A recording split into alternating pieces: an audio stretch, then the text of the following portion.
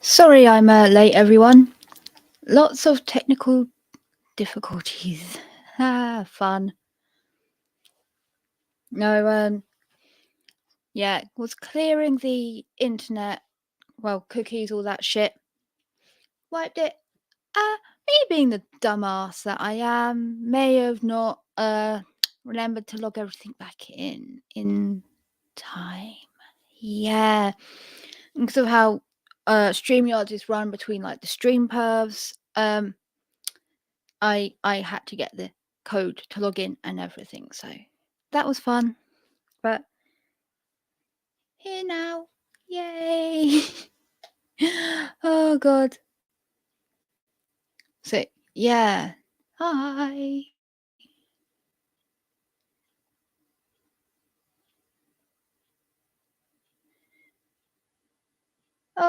Oh, you're right, is it? Hey, Professor Curious. Thank you. I decided I needed a change.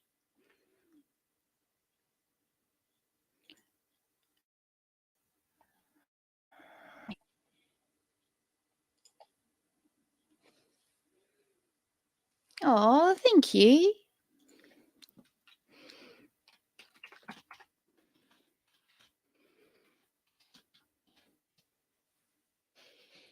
How have you been?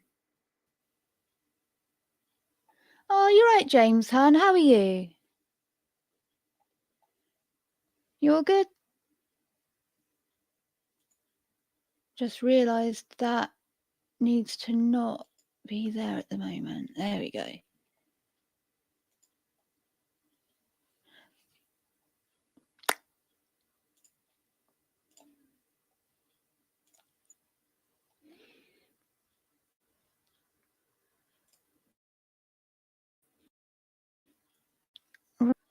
Oh, don't. Phew.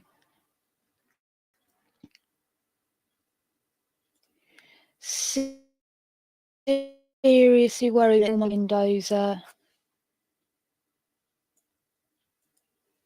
you tried streaming? Hey, Slim. How'd it go? But do I have you on YouTube?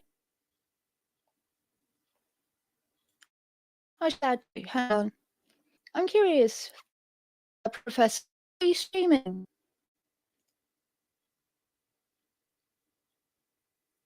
Hey, Brainless sweetie, how are you? Get comfy.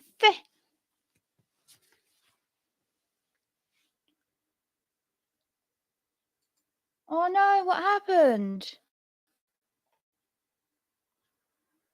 You're right, bro guy.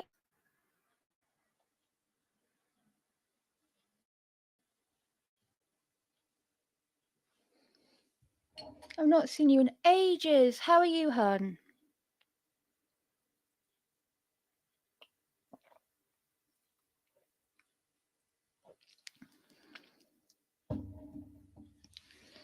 Look at me being a lady, drinking out a glass and everything. Hey, Glober Mom, you right, sweetie?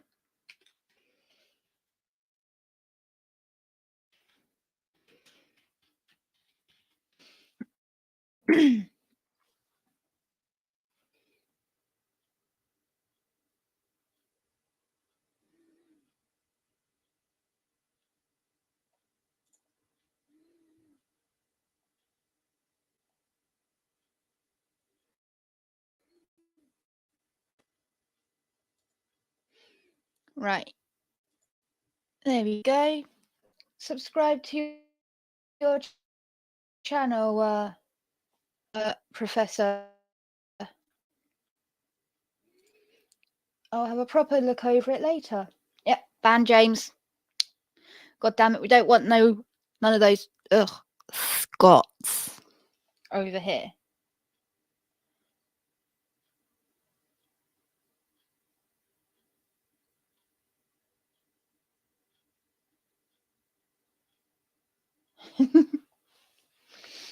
Yeah, we have ghosts haunting me for the ghost stories. Very meta.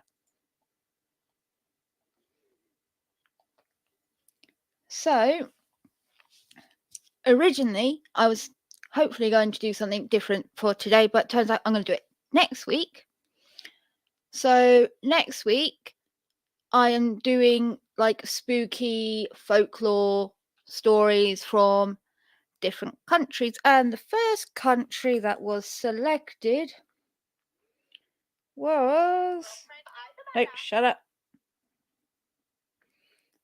99% sure it was Finland.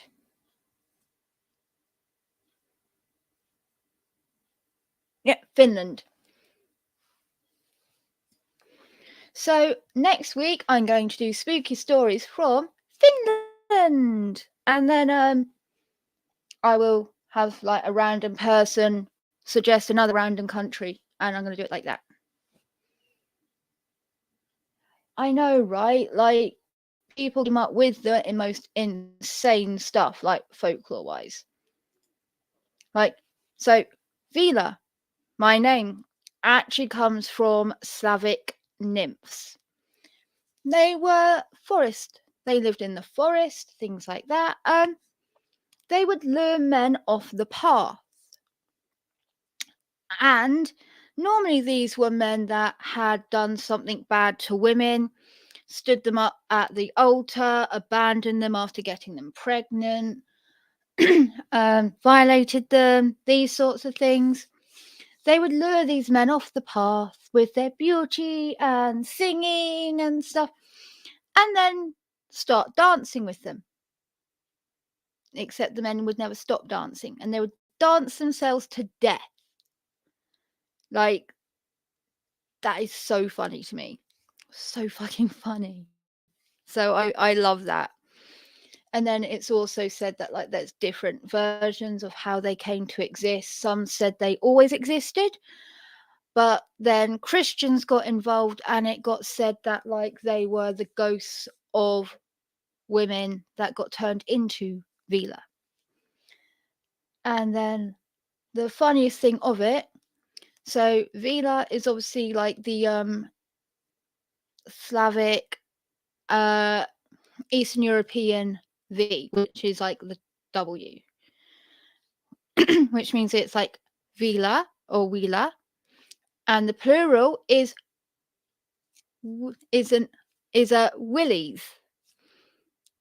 So it's like Vila, Wheeler, Villies, Willies, as in this place is giving me the willies. That weird feeling when you think that something's watching you and like, oh, this place gives me the creeps, this place gives me the willies. That comes from Vila, which like again, I just liked that. It was weird. So yeah, like folklore from different countries, they have the most craziest stories about stuff. It's so fun.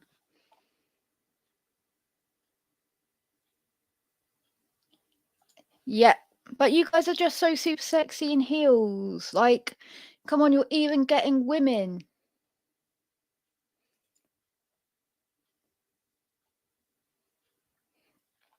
Yeah, like it has that behind it, and then it's meant to be like, I guess, Vila's vendetta, like the nymph's vendetta.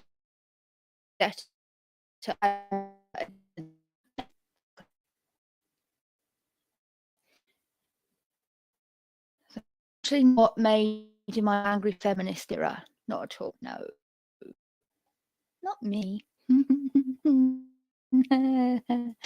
Awkward turtle.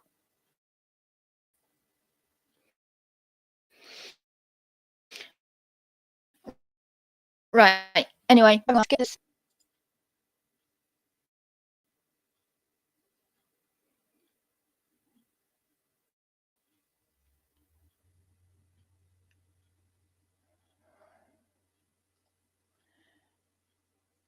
Right. I opened up so many windows.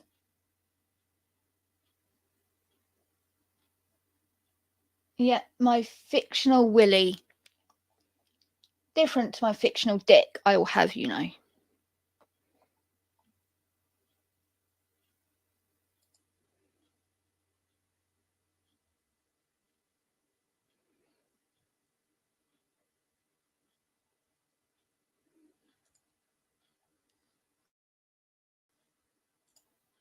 back down.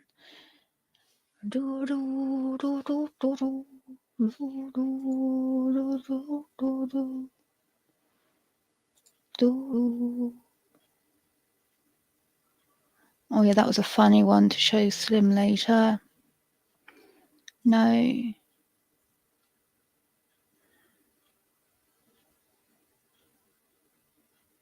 Yes, you're one of them.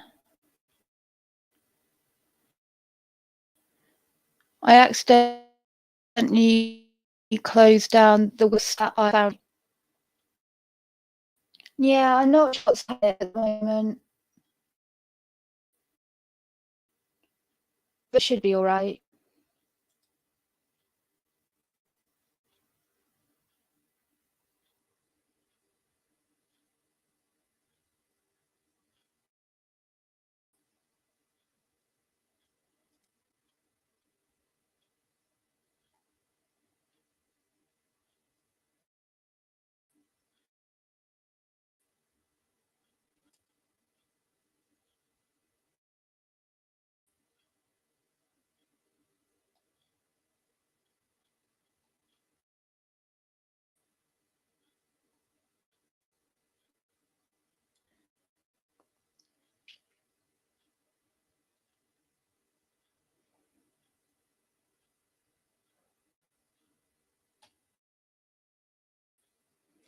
Oh my god, where is it?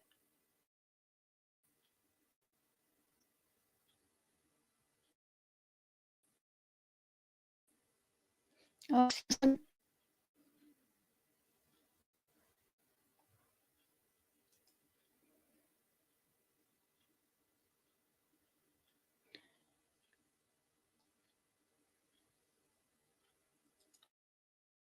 what? Where is it?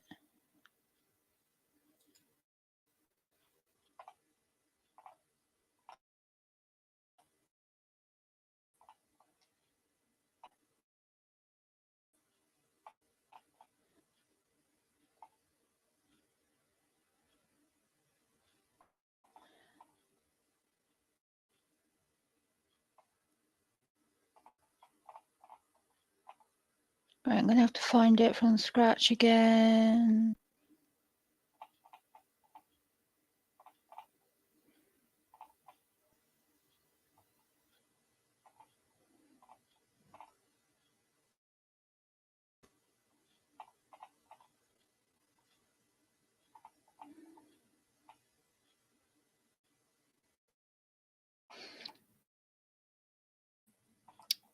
Yeah, I am so fucking professional.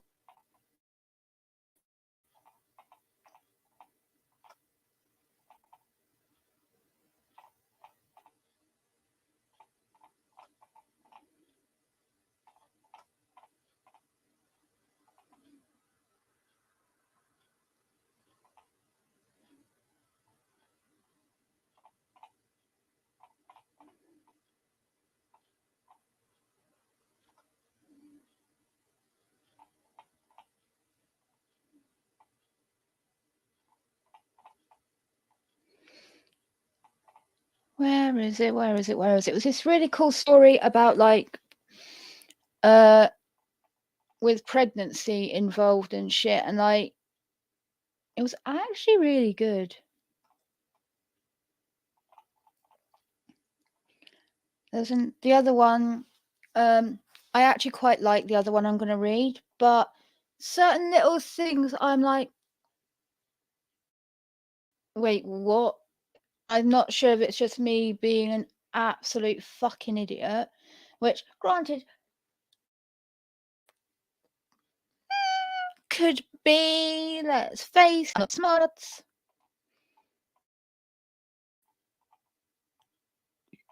But likewise, like it might be something else.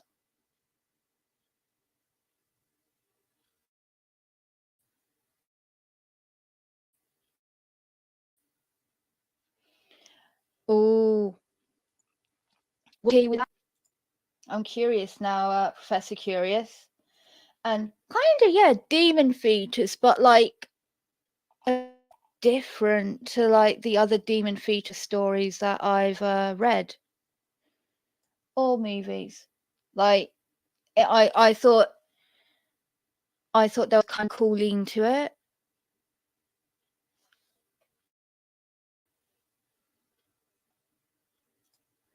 Like let's face it, it's on a no sleep storyboard. We know it's going to be a horror story. We know it's like fictional. So certain elements it was very obvious from the beginning with that. So it's not like it was a big oh my gosh, it wasn't no. Like we knew it was going to be spooky, but like even with that trope, they did good.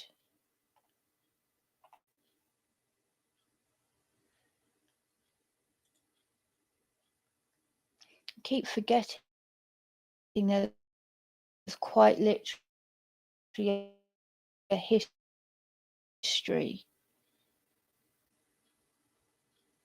Right.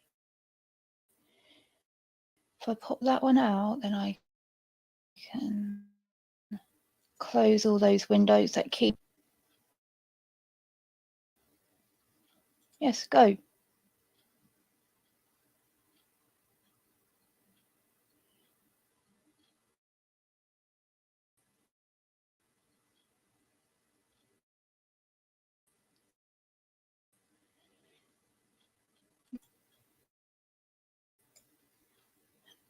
I am not sure why the internet keeps. If it keeps doing it, I might refresh the router.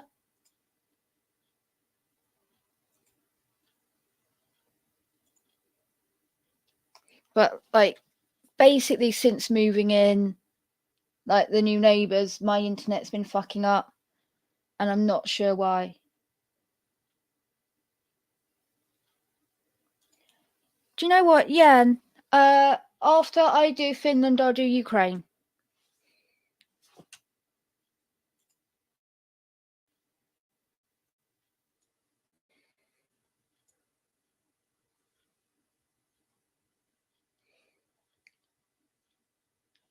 What is it? Slava Ukraine.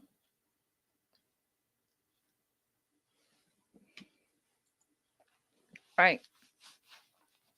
Here we go. So this is from No Sleep, posted by user Your Local Sidewalk. And it has the content warning of self-harm. There's something awfully, terrifyingly wrong with my unborn baby. I started dating my most serious boyfriend when I was a junior. I'd gone out with plenty of guys before, but this was different, mainly in the aspect that I really liked this guy. Before it was just something to do, you know. It was never a big deal until I met Judas. I had a crush on him from the beginning. I don't know what it was about him. He was attractive, but not a showstopper.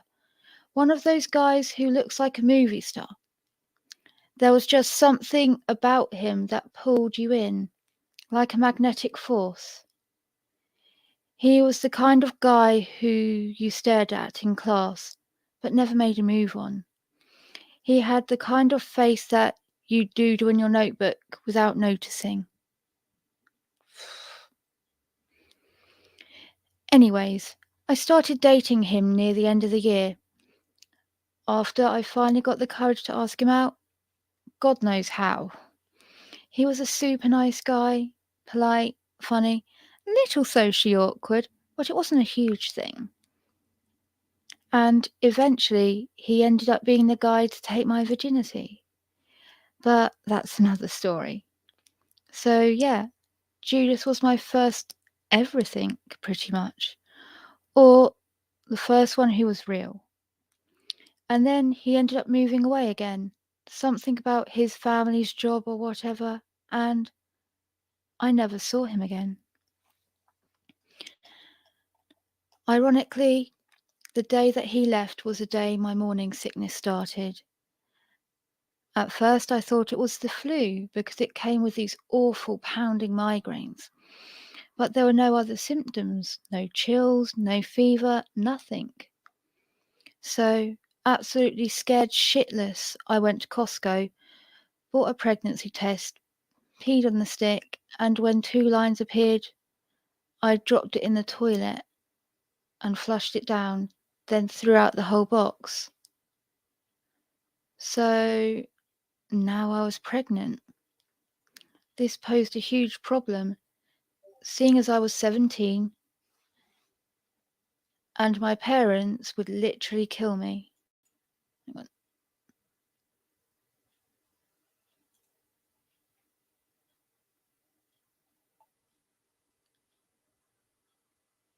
Oh, lost my spot.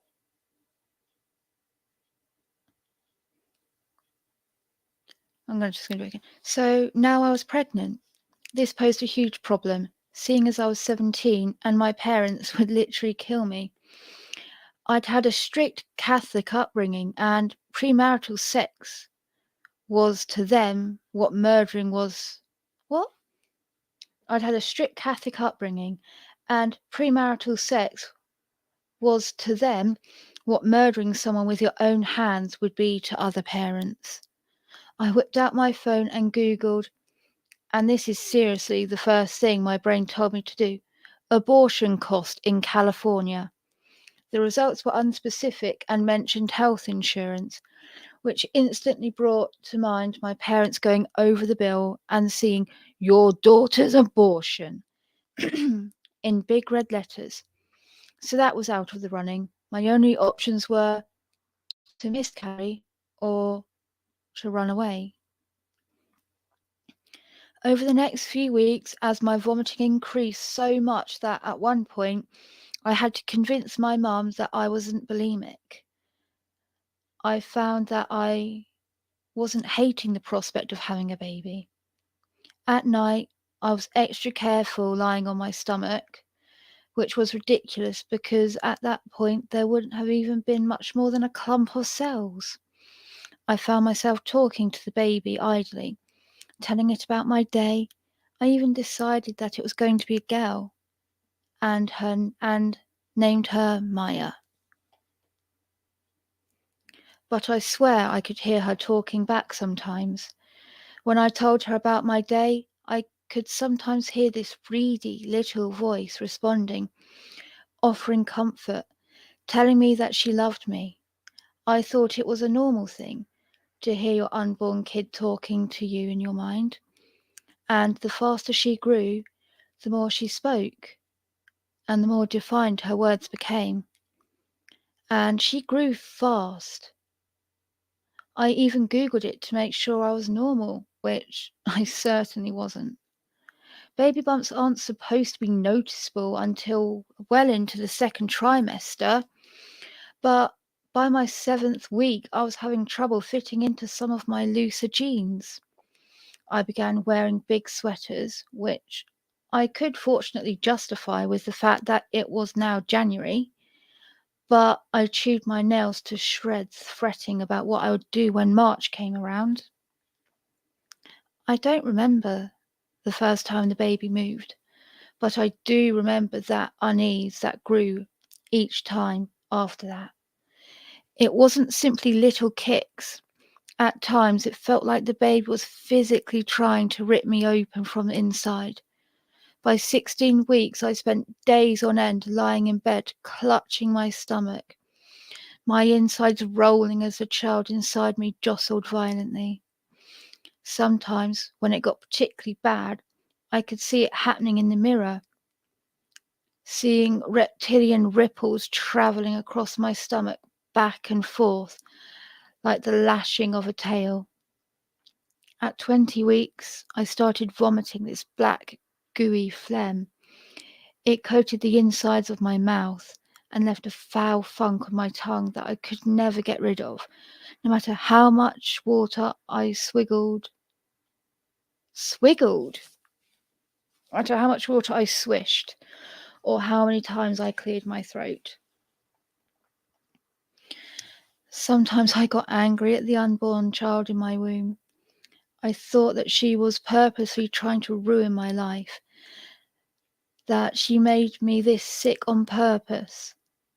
The very thought just made me want to cry, but I hadn't been able to produce tears in a while. I don't know why. Maybe it was the hormones or something. I always felt embarrassed when flashes of rage travelled through me in response to Maya's movements. I was going to be a terrible mother.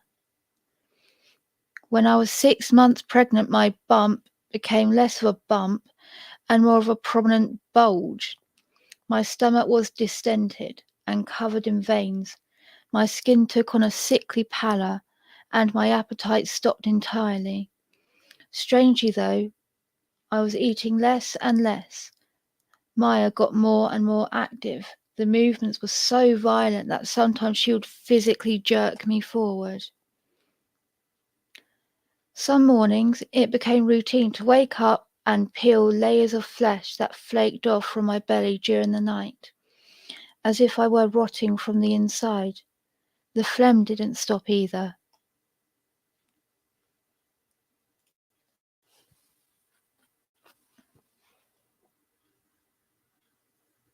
Oh.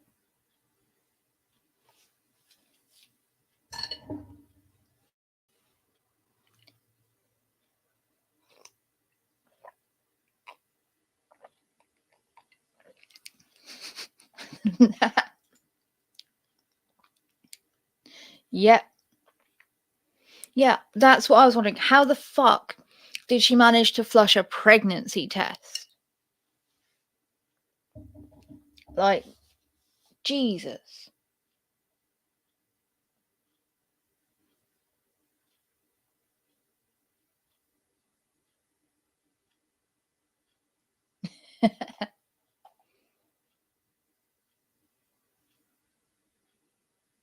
Oh God.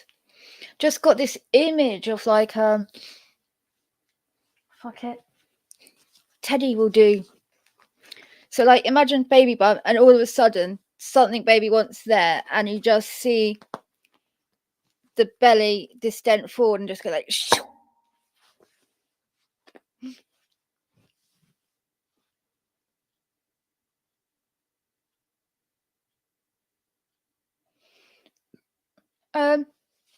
You're gonna be surprised when you find out who the daddy really is. I think people in the comments are saying it's one thing, and I'm very sure what they're claiming it is the exact opposite.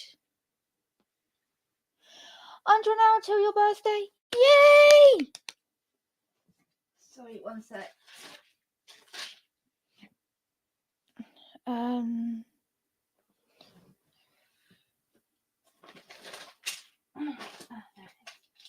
Oh, sorry, guys. I am having a bit of an uncomfortable day. And Blue, like I said at the beginning, I was never wanting to just cover Von. I was wanting to do multiple things with the channel, and to be fair, like, can't be bothered. I have fun over on Slimstream covering various other things, stuff with that. Yeah, this I want to do the history side of things. I want to do the scary stories and games. I find that like way more interesting.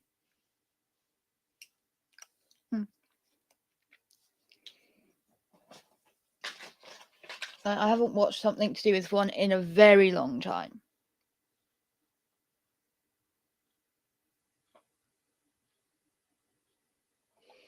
Did Booper do that? Like, we have Booper over here as well.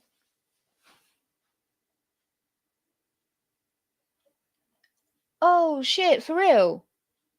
Oh. Okay, interesting. Right, one more sip and then getting back to the story.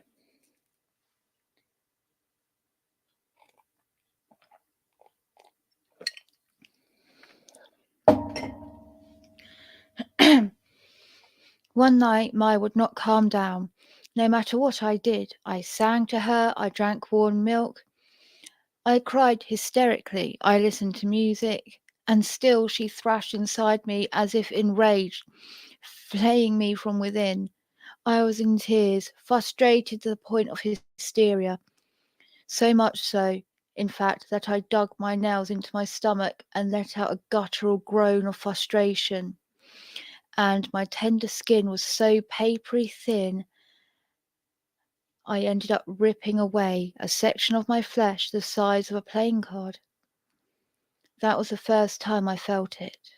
This dark, ravening force deep within me, urging me forward, urging me to eat it. This black hunger was spoken in Maya's voice, whispering deep within me, a little girl's voice, begging me to feast on my own torn stomach, on my own hot, thick blood. I tried it again, sinking my nails into my belly, carving up wedges of myself, and once I allowed myself to do it a second time, I lost it.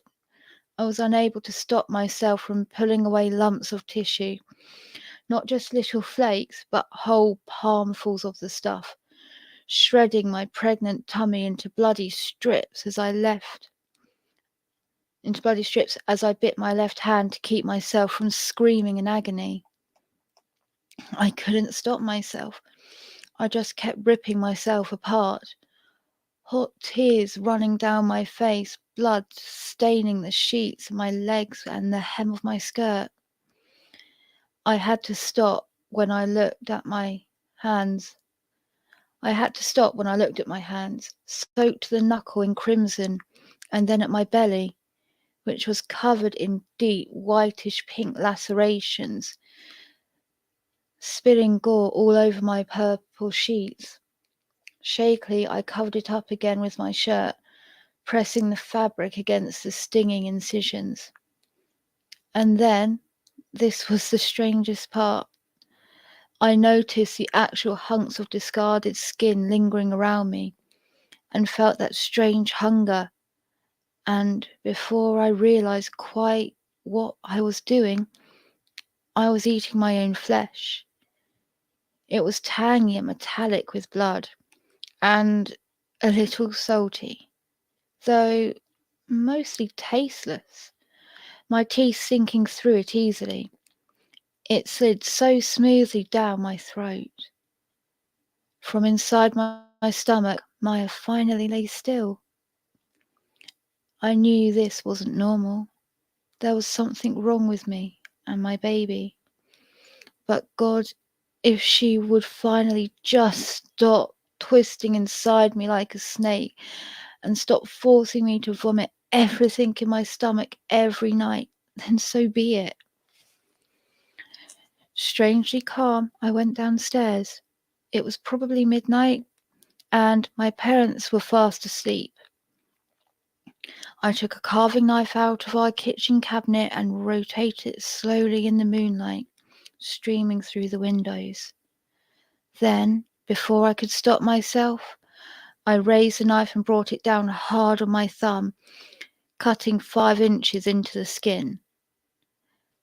The pain wasn't like I was expecting. It wasn't just raw, scorching, fiery misery.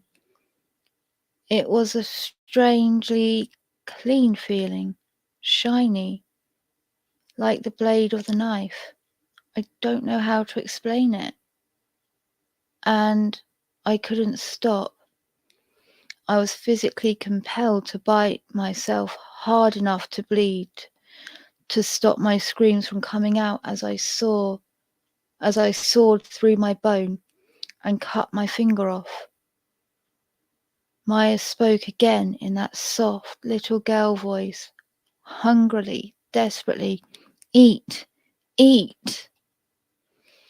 I put my own bloody finger into my mouth and bit down hard, feeling my teeth crunch through bone. Warmth flooded my mouth as I gulped it down, nail polish crumbling down my throat. God, it hurt, but I felt so satisfied. More. That horrible whisper begged deep in my mind.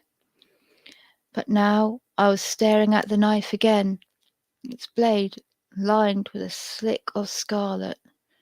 Call me crazy, but something about it was so seductive that I just spent maybe 3 minutes staring at it, turning it over slowly in my hand, admiring the blade. I could feel myself getting wet looking at this weapon that moments before had literally severed away part of my body. I was still strangely calm, just aware of my skinned, raw stomach and the stump of my thumb that smeared every surface with blood. I felt sly, almost snake-like as I crept back up the stairs into the bathroom, patching myself up with rubbing alcohol and sterile bandages like I was in hospital. All the while, the knife was laying on the counter, glimmering in the light. I took the blade back up to my room, closing the door, and sat down on the bed with it, tracing its blade over my thighs. Not breaking skin, just barely touching it, trailing spirals and stars over my skin. My heart started to pound, and I found myself becoming more and more aroused by the second. It was only when I noticed the way I was digging the blade deeper and deeper into my skin, sending beads of blood rolling down my calf, that I felt my senses return to me. Terrified, I dropped it onto the bed, getting to my feet, and in response, Maya slithered inside me, filling my mind with unintelligible murmurs. I was shaking, drenched in cold sweat. Quickly, I shoved the still bloody knife under my bed. A hand clamped over my mouth, wanting to retch my guts out. I can't explain what I was thinking then. All I know is that I was in some weird trance, and now that I'd resurfaced, excuse me, and that while I was running the blade over my legs, I had been so tempted to shove the knife inside me, blade up. I don't know how I managed to sleep that night, but I did, and life continued. The urges vanished for a little while. My appetite was still gone. I was looking worse and worse for wear, and I couldn't possibly hide my pregnant belly. My mother knew. Maybe she knew the entire time. I could tell by the pained look she shot me. The way she sometimes had to cover her eyes to stop her tears when she saw me. My father was mostly oblivious. He was concerned about my bloating, and because he was certain in the notion that his daughter would never dare defy the scriptures and perform the most unholy acts with a man before I was wed, he took me to the doctor to see if I had a tumour. And who would have guessed? I was well into my 3rd trimester. Wow, what a surprise. He took it much better than I expected. All the way home I cried and begged to speak to me, but he refused to say a word. His face was drained of all colour, and he kept shaking his head and muttering under his breath. The moment we stepped foot into this house, he was scurrying up to their bedroom to blab to my mother. He came down the stairs not 30 seconds later and slapped me so hard that I saw stars and my ears rang.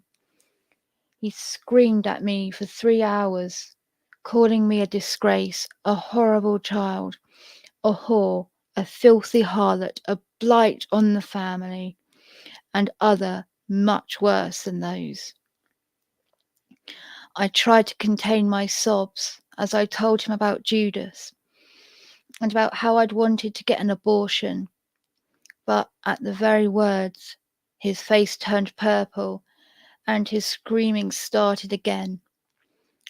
By the end of the night, I was curled up in my bed with my hands over my ears, only Maya for company. I was shocked that they didn't kick me out of the house entirely, but the worst they did was take my phone away and ban me from any kind of socialization, including school. I didn't find that out until the next day, when I woke up at noon and ran downstairs in a panic, only to have my mother tell me, ashen-faced, we've withdrawn you from education right now. You have chosen sin, and now we must bring forth the product of your mistake. I was in shock.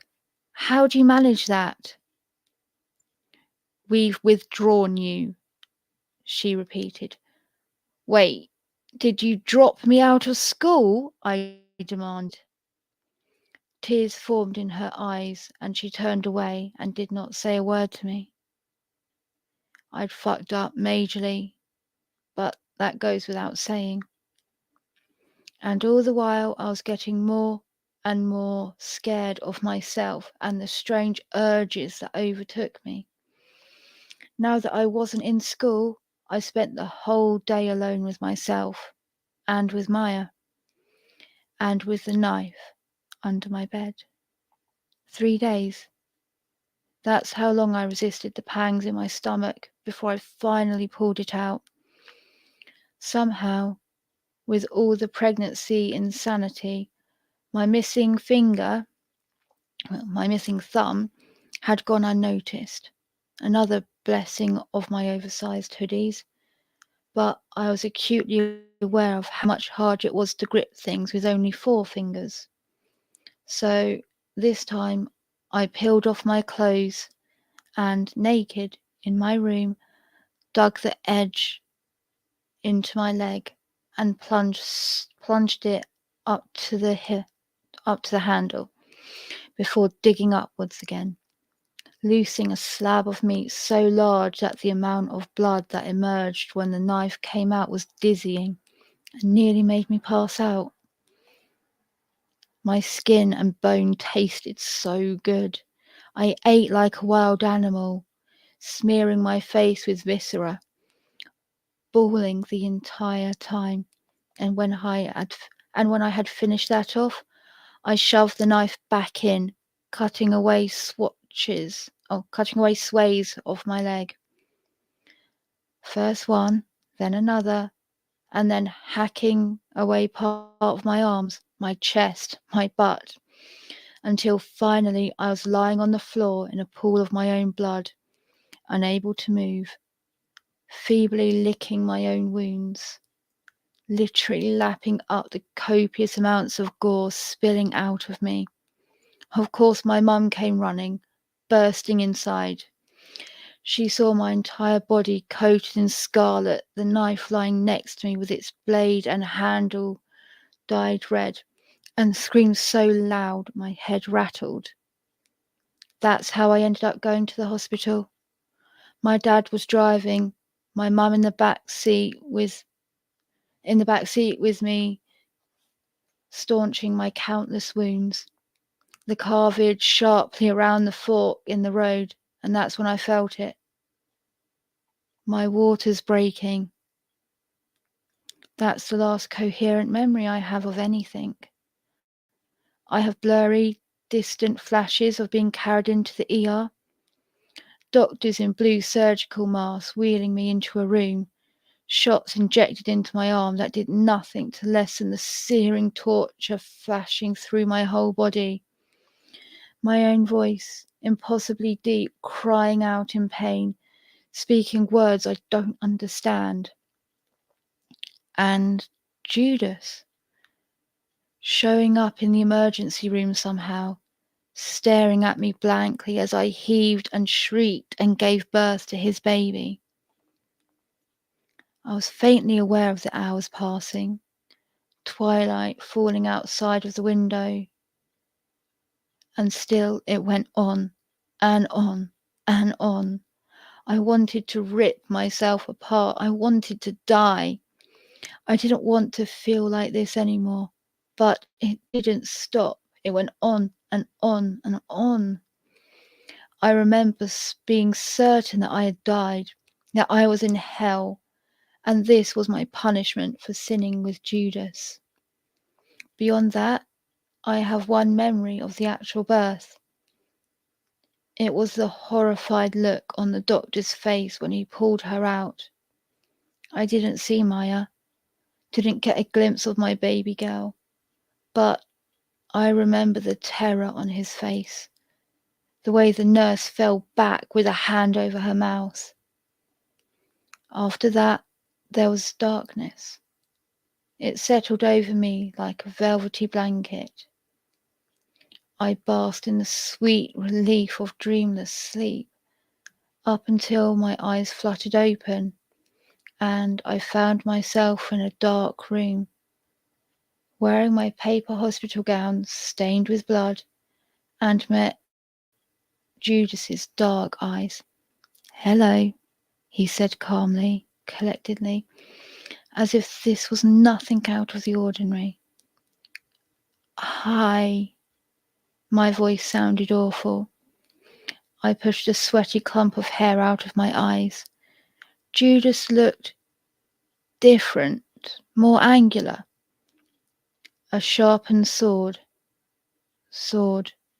Images of my own body sliced open flashed before me. I shut my eyes hard, willing the dizziness to stop. "You did a good job feeding our child," he said. "Better than the others. You never went for help, even when you were cutting off your own body parts." There was something in his voice I couldn't identify, so I looked up and saw the adoration shining in his eyes.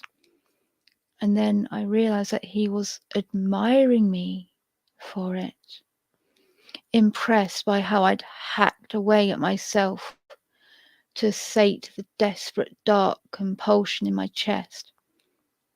There was something so wrong with this boy. "Who are you?" I asked. And that's when he changed fully. It was as if he'd been waiting for me to ask all along, as if those 3 words were a charm to break him free of his prison.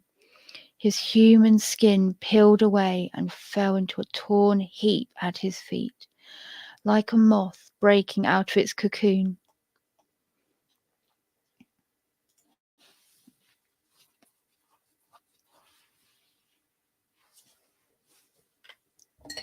Ooh, one sec.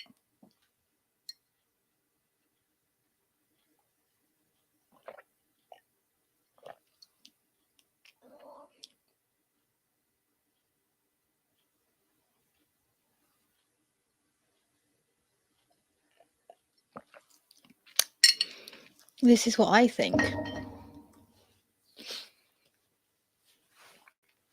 Right. Da, da, da, da.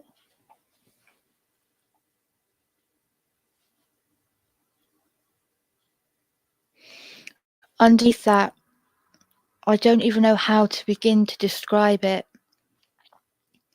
How do I describe what infinity is when I can't even comprehend it myself? Thousands of eyes, mottled silver and gold scales.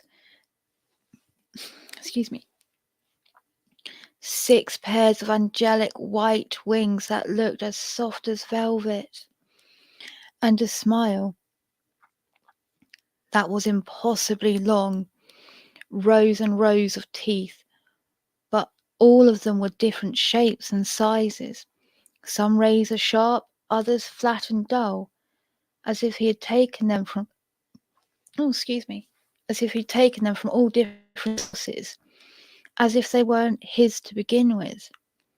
"I am everyone," he intoned in a voice that sounded just like what Maya's had in my head when I was hurting myself.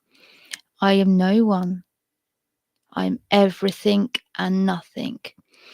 I am the stuff of stars and of black holes. I am time itself, the endless ebb and flow of the ocean waves, the darkness inside of your mind, the night terrors that haunt you in your sleep. I am your fear. I am your joy. I am your God. My whole body trembled like a leaf. I was barely able to force out the words.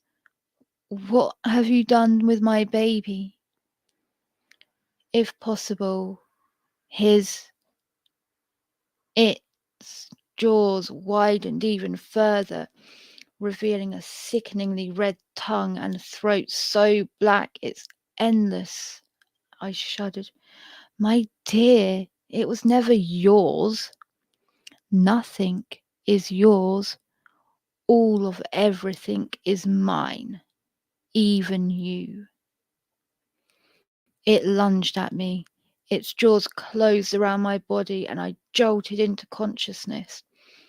I was lying in a hospital bed. The world was dark except for the faint triangle of light filtering through the thin curtains over the window. Machines beeped next to me. Where's my baby? Where were my parents? My belly felt empty and hollow without Maya. I started to cry. By morning, I was losing my mind. When a nurse finally walked in the room, I wanted to weep with relief. Where is she? I begged her as she hurried to my side. Where's my child? The nurse's eyes softened in pity. Oh, honey, your son was stillborn. There were some unseen complications in the pregnancy, I'm afraid. He'd strangled himself with the umbilical cord by the time he came out. I'm so sorry. My befuddled brain refused to comprehend. Unseen complications. That's right, the nurse said sadly, taking my hand. He was deformed. He wouldn't have survived anyway. But it's not your fault at all. He was missing some vital organs, honey. But your boy is in a better place. My boy? A son? That's right. She wiped her eyes hurriedly and clasped my hand. Your beautiful baby boy. Dun dun dun! Now, was it Jesus? Was it Christ or the Antichrist? Because like we always get this idea that the Antichrist comes from like Lucifer, but Lucifer's meant to be like the most beautiful of angels. But then again, like angels are meant to be like fucking scary. Yeah, maybe it was security monitor lizards, baby. Oh no! Ew! She gave birth to her own she gave birth to her own boyfriend. Ew!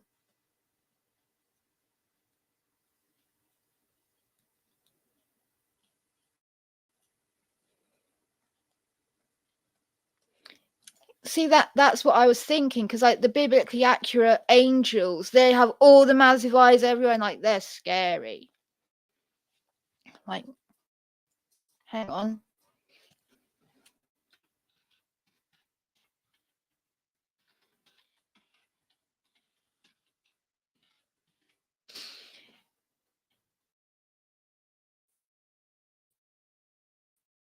Rabbit hole, we're off down, down go.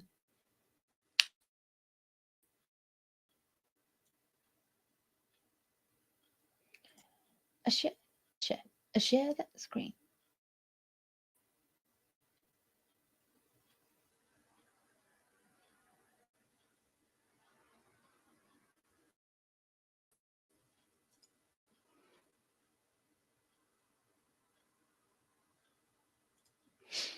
That's the one we want.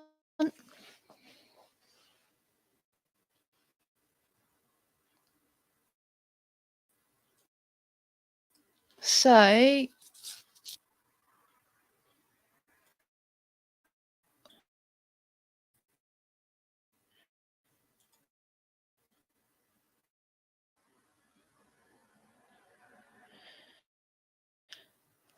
just quickly, because I'm going to off in a second.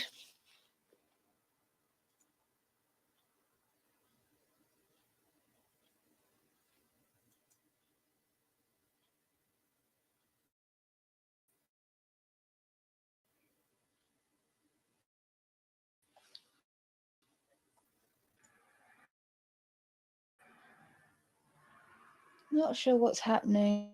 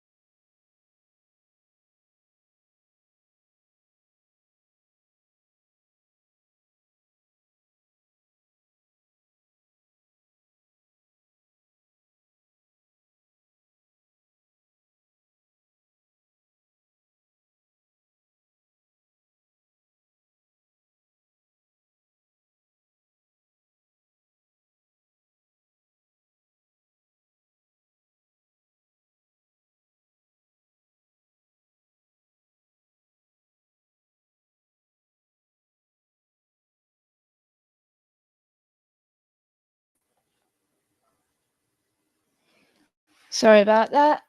My internet decided to absolutely have a fucking...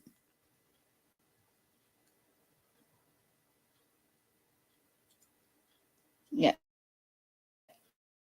And then I'm going to fuck off. I'm already late.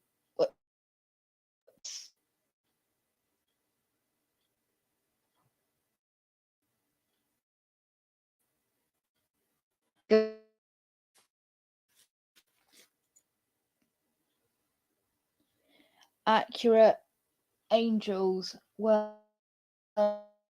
fucking mental.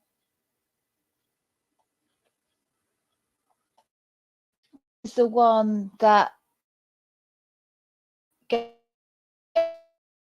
depicted the most.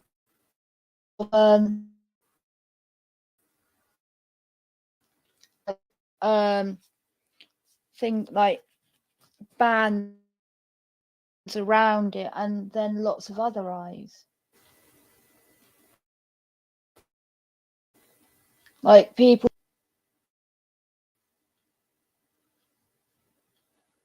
But then there's also a difference between the archangels and the angels.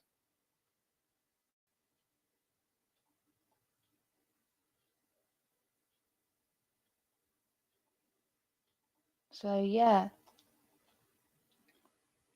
Now, would Lucifer look like one of these, or one of our like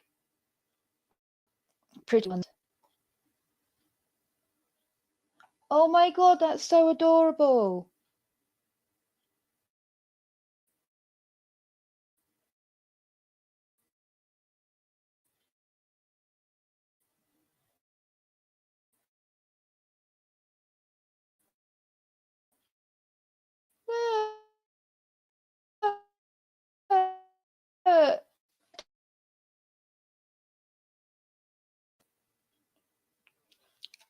Right, Brainless. In light of my internet being a bell end, could you get me the link to Slim's channel, please, so I can drop the link? That would be super helpful.